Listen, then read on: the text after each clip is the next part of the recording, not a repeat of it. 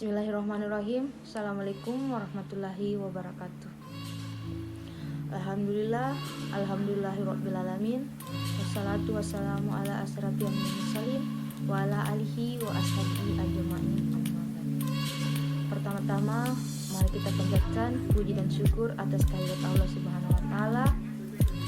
Karena sampai pada hari ini saya masih diberi kesempatan untuk mengerjakan tugas final dengan keadaan sehat walafiat. Salawat serta salam kita berikan kepada junjungan besar Nabi Muhammad SAW yang telah membawa kita dari alam kegelapan menuju alam yang terang benderang. Sebelumnya, saya juga ingin mengucapkan terima kasih kepada Ibu. Terima kasih sudah memberikan kesempatan kepada saya untuk memaparkan sedikit materi. Langsung saya perkenalkan, nama saya Nurul Ismi Rahmatullah Isdar, NIM 1803030052. Adapun materi pertama yaitu sejarah perkembangan akuntansi syariah. Itu lembaga keuangan syariah dibentuk sebagai perwujudan dari adanya kesadaran masyarakat terhadap aplikasi ajaran Islam dengan menggunakan sistem ekonomi Islam, yakni sistem ekonomi yang dilaksanakan dalam praktek atau penerapan ilmu ekonomi sehari-hari bagi individu, keluarga, kelompok masyarakat maupun pemerintah atau penguasa dalam rangka mengorganisasi faktor produksi, distribusi, dan pemanfaatan barang dan jasa yang dihasilkan tunduk dalam peraturan atau perundang-undangan. Sehingga lembaga keuangan syariah merupakan lembaga keuangan yang menggunakan prinsip-prinsip Islam atau syariah sebagai landasan operasionalnya. Dengan demikian, semua transaksi yang dioperasionalkan tidak lepas dari aturan syariat dan tidak bertentangan dengannya.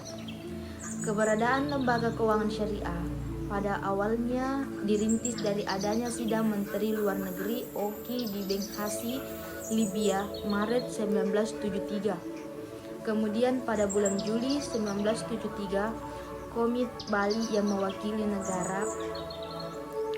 negara-negara Islam penghasil minyak bertemu di Jeddah untuk membicarakan berdirinya bank syariah. Rancangan pendirian bank tersebut berupa anggaran dasar dan anggaran rumah tangga dibahas pada pertemuan kedua Mei 1974. Sidang Menteri Keuangan OKI di Jeddah pada tahun 1975 menyetujui rancangan pendirian Bank Pembangunan Islami atau Islamic Development Bank atau IDB dengan modal awal 2 miliar dinar Islam. Dengan berdirinya IDB telah memotivasi banyak negara Islam atau lembaga keuangan syariah. Perkembangan lembaga keuangan syariah di Indonesia dimulai semenjak tahun 1990-an dan mengalami perkembangan yang semakin marak pada awal tahun 2000-an.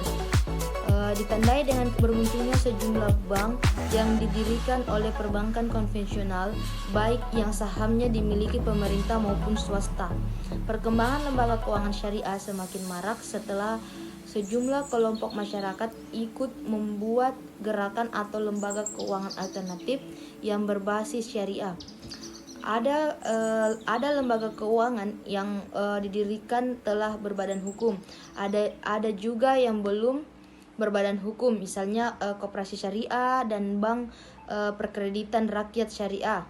Sementara yang belum berbadan hukum itu antara lain berupa BMT atau Baitul Mal wat Tanwil. Marak dan cepatnya pertumbuhan dan perkembangan lembaga keuangan berpola syariah itu tentu tidak terlepas dari fatwa Majelis Ulama Indonesia atau MUI yang menyatakan bahwa bunga bank itu adalah riba. Dan riba sangat dilarang dan diharamkan dalam ajaran Islam. Fatwa itu telah memberikan dampak terhadap penyempitan pasar bagi perbankan konvensional. Masalahnya, sebagian besar penduduk Indonesia beragama Islam. Sementara itu, pasar bank syariah semakin meluas karena banyak nasabah perbankan konvensional, khususnya khususnya yang beragama Islam, mengalihkan transaksi perbankannya ke bank syariah. Perkembangan perbankan syariah menurut data Bank Indonesia mengalami kemajuan yang spektakuler. Demikian pula lembaga asuransi syariah. Perkembangan di Indonesia merupakan yang paling cepat di dunia. Hanya Indonesia satu-satunya negara yang memiliki 138 lembaga asuransi syariah. Di negara maupun biasanya hanya ada satu lembaga asuransi syariah. Jumlah BMT juga telah lebih dari 5.000 lembaga yang tersebar di seluruh Indonesia. Perkembangan perbankan syariah yang impresif hingga mencapai rata-rata pertumbuhan aset lebih dari 65% per tahun dalam 5 tahun terakhir. Tidak heran peserta industri perbankan syariah dalam mendukung perekonomian nasional akan semakin signifikan. Lahirnya Undang-Undang Perbankan Syariah mendorong peningkatan jumlah bank umum syariah atau BUS. Lembaga keuangan konvensional di Indonesia pertama kali didirikan pada tahun 1824. Ketika itu pemerintah Hindia Belanda mendirikan sebuah bank yang diberi nama NHM. Yang dewasa ini dikenal dengan Bank Ekspor Impor Indonesia atau BI. Kemudian pada tahun 1827 pemerintah Hindia Belanda juga mendirikan De Javis Bank atau sekarang dikenal dengan nama Bank Indonesia, dan NP Eskopto Bank yang yaitu cikal bakal bank swasta yang sekarang dikenal dengan nama Bank Dagang Negara. Apabila dilihat dari definisi peristilahan bank, berarti badan usaha yang menghimpun dana dari masyarakat dalam bentuk simpanan dan menyalurkan kepada masyarakat dalam rangka meningkatkan taraf hidup rakyat banyak. Kemudian pada perkembangannya terdapat dua macam segi pengolahan, di mana bank dapat dikelompokkan menjadi dua, yakni bank konvensional dengan sistem bunga dan bank syariah dengan sistem bagi hasil, sebagaimana yang dijelaskan. Yang pertama, bank konvensional dibagi menjadi dua, yaitu usaha bank umum dan usaha bank perkreditan rakyat atau BPR. Di mana usaha bank umum itu, jenis kegiatan usaha bank umum itu menghimpun dana dari masyarakat dalam bentuk simpanan berupa giro, deposito berjangka, sertifikat deposito, tabungan, dan atau bentuk lainnya yang disamakan dengan itu.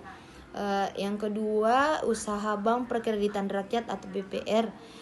Suatu bank dinamakan bank perkreditan rakyat apabila bidang usahanya meliputi: yang pertama, menghimpun dana dari masyarakat dalam bentuk simpanan berupa deposito berjangka, tabungan, dan atau bentuk lain yang dipersamakan dengan itu. Kedua, memberikan kredit. Ketiga, mengadakan pembiayaan bagi masyarakat, bagi nasabah berdasarkan prinsip bagi hasil, keuntungan dengan ketentuan yang ditetapkan oleh pemerintah. Dan yang terakhir itu menempatkan dananya dalam bentuk sertifikat Bank Indonesia atau SBI dengan deposito berjangka, sertifikat deposito, dan atau pada bank lain. Tidak heran peran industri perbankan syariah dalam mendukung perekonomian nasional akan semakin signifikan. Lahirnya Undang-Undang Perbankan Syariah mendorong peningkatan jumlah bank umum syariah atau BUS. OJK mengharapkan Perbankan Syariah Indonesia (RPSI) menjadi panduan arah pengembangan sektor keuangan syariah. RPSI berisikan inisiatif strategis untuk mencapai sasaran pengembangan yang ditetapkan OJK yang hasil awal terlihat pada tahun 2015.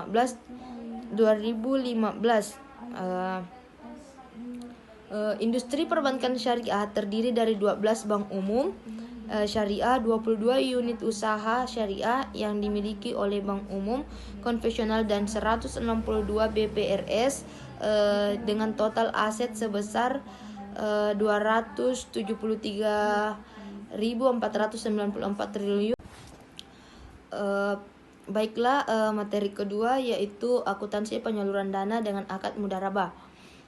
Investasi mudharabah adalah pembiayaan yang disalurkan oleh bank syariah kepada pihak lain untuk suatu usaha yang produktif.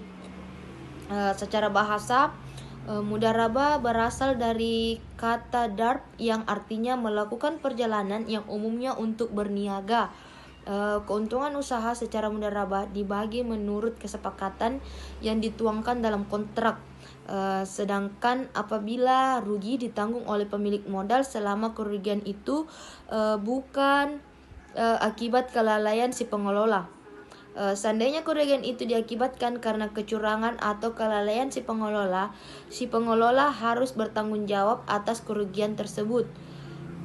Mudharabah secara teknis juga didefinisikan sebagai akad kerja sama usaha antara dua pihak, di mana pihak pertama sahibul mal menyediakan seluruh atau 100% modal, sedangkan pihak lainnya menjadi pengelola. Akuntansi mudharabah merupakan aktivitas mencatat, melaporkan, dan menginterpretasikan, dan yang dicatat adalah transaksi yang berupa pembiayaan yang masuk dan keluar dari kegiatan mudharabah yang disalurkan bank syariah kepada pihak-pihak produksi. Kontrak mudharabah terbagi ke dalam 3 jenis, yaitu mudharabah muqayyah, mudharabah muhlaqah, dan mudharabah mushtarakah. Mudharabah muqayyadah merupakan mudharabah di mana pemilik dana memberikan batasan kepada pengelola dana, antara lain mengenai tempat, cara, dan objek investasi.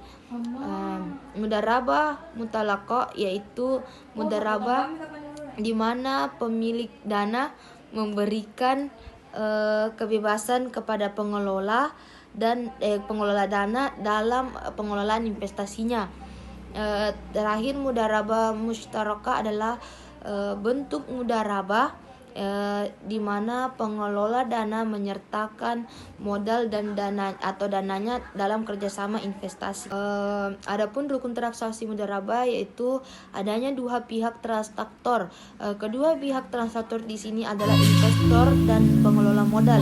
Investor biasanya dengan sohibul mal atau rabul mal sedang mengelola modal disebut dengan istilah mudarib, atau kedua pihak disyaratkan memiliki kompetensi beraktivitas.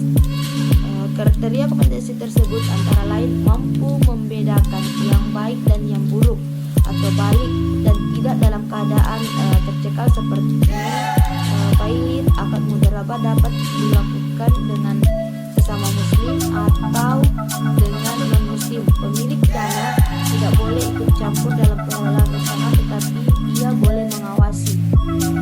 Yang kedua, adanya objek mudharabah, yaitu objek mudharabah meliputi modal dan usaha. Pemilik modal menyerahkan modalnya sebagai objek mudharabah, sedangkan pelaksana usaha menyerahkan kerjanya sebagai objek mudharabah. Tanpa dua objek ini, mudharabah tidak dibenarkan. Kegiatan usaha oleh pengelola mudarib sebagai perimbangan modal yang disediakan oleh penyedia dana harus memperhatikan hal berikut, yaitu pertama, kegiatan usaha adalah hal eksklusif mudarib tanpa campur tangan oleh pengelola mudarib. Sebagai perimbangan modal yang disediakan oleh penyedia dana harus memperhatikan hal sebagai berikut, yaitu pertama, kegiatan usaha adalah hal eksklusif mudarib tanpa campur tangan penyedia dana, tetapi ia mempunyai hak untuk melakukan pengawasan. Yang kedua, penyedia dana tidak boleh mempersempit tindakan pengelola sedemikian rupa apa yang dapat menghalangi tercapainya tujuan mudharabah, yaitu keuntungan. Yang terakhir, pengelola tidak boleh menyalahi hukum syariah Islam dalam tindakan yang berhubungan dengan mudharabah. dan harus mematuhi kebiasaan yang berlaku dalam aktivitas itu. Adapun karakteristik akuntansi mudarabah yaitu entitas dapat bertindak baik sebagai pemilik dana atau pengelola dana.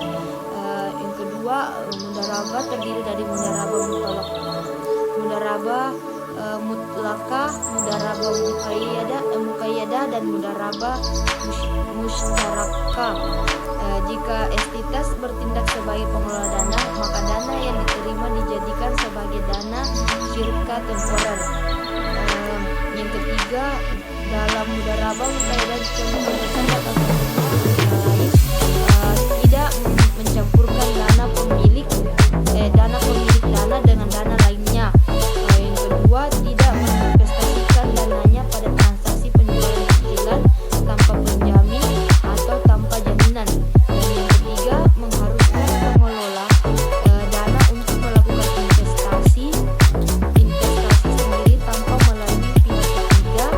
Pada prinsipnya dalam penyaluran mudarabah tidak ada jaminan, namun agar pengelola dana tidak melakukan maka pemilik dana dapat meminta jaminan dari pengelola dana atau pihak ketiga. Jaminan ini hanya dapat dicairkan apabila pengelola dana terbukti melakukan pelanggaran terhadap hal-hal yang telah disepakati bersama. Adapun ayat yang menjelaskan tentang akad mudarabah yang akan dibacakan oleh saudari Nia, kepadanya saya persilahkan. A'udzu billahi minasyaitonir rajim. Bismillahirrahmanirrahim. Ya ayyuhallazina amanu la ta'kulu amwalakum bainakum bil batili illa an takuna tijaratan an taradim minkum wala taqtulu anfusakum innallaha kana bikum rahim.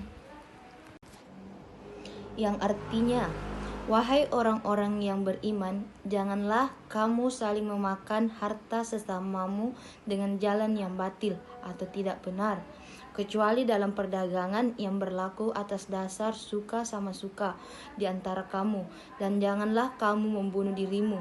Sungguh Allah Maha Penyayang kepadamu. Baiklah, itulah ayat penjelasan dari akad mudarabah. Adapun kesan saya selama mengikuti mata kuliah akuntansi syariah, yaitu saya mendapatkan sedikit tambahan ilmu mengenai konsep syariah akuntansi syariah. Dengan ini saya pribadi mengucapkan banyak terima kasih pada dosen pengampu mata kuliah akuntansi syariah. Sekiranya di lain waktu kita dapat bertemu kembali untuk berbagi ilmu. Terima kasih, sekian dari saya. Assalamualaikum warahmatullahi wabarakatuh.